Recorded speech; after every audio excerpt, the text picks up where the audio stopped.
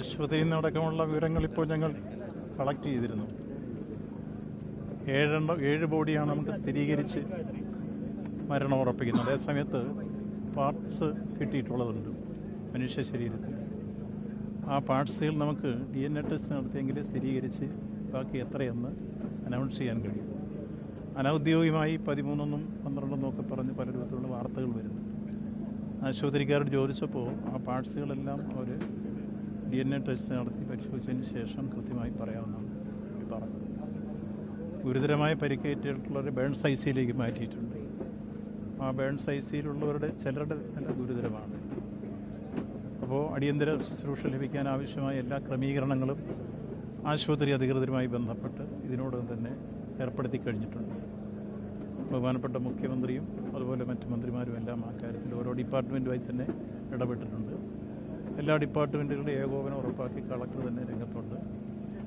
അപ്പോൾ പരിക്കേറ്റവർക്ക് അടിയന്തര ശുശ്രൂഷ നൽകുക എന്നുള്ളതാണ് നമ്മുടെ ആദ്യത്തെ ധർമ്മം. അത് കൃത്യമായി ശ്രദ്ധിക്കാൻ വേണ്ടി ഗവൺമെൻറ് എല്ലാ സംവിധാനങ്ങളും ഒരുക്കി കഴിഞ്ഞിട്ടുണ്ട്. അതേപോലെ ഈ സ്ഫോടനം ഉണ്ടായ സ്ഥലത്ത് ഇനി കൂടുതൽ പരിശോധനകൾ ശാസ്ത്രീയമായി തന്നെ നടത്തേണ്ടതുണ്ട്.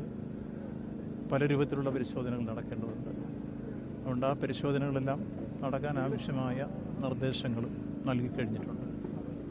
അപ്പോൾ കൂടുതൽ മരണങ്ങൾ ഉണ്ടാകാതിരിക്കാൻ നമുക്ക് പരിക്കേറ്റവർക്ക് ഏറ്റവും നല്ല ചികിത്സ നൽകുക എന്നുള്ളതാണ് ആദ്യത്തെ ദൗത്യം. അത് കൃത്യമായി നിർവഹിക്കാനുള്ള ഏർപ്പാടുകളാണ് ഇപ്പോൾ ഉണ്ടാക്കിയിട്ടുള്ളത്.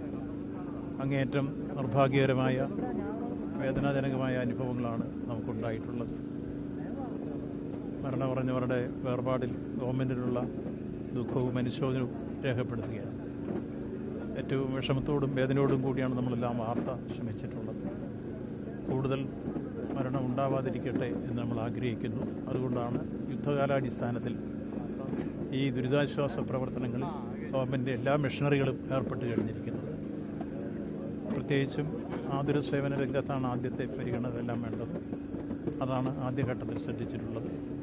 ഇപ്പോൾ പാർട്സുകളായിട്ട് വന്നിട്ടുള്ള ബോഡി കൃത്യമായി മൊബൈൽ മോർച്ചറിയിലേക്ക് മാറ്റാനുള്ള ഏർപ്പാടുകൾ ചെയ്തും കഴിഞ്ഞിട്ടുണ്ട്.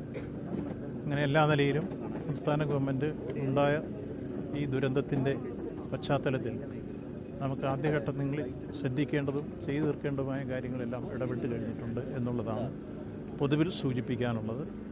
മറ്റു കാര്യങ്ങളെല്ലാം നമുക്ക് തുടർന്നുള്ള പരിശോധനയിൽ കിട്ടുന്ന വിവരങ്ങളുടെ അടിസ്ഥാനത്തിൽ തുടർ നടപടികൾ സ്വീകരിക്കാൻ ആവശ്യമായ നീക്കങ്ങളുണ്ടാവും എന്ന് ഈ സന്ദർഭത്തിൽ സൂചിപ്പിക്കാം.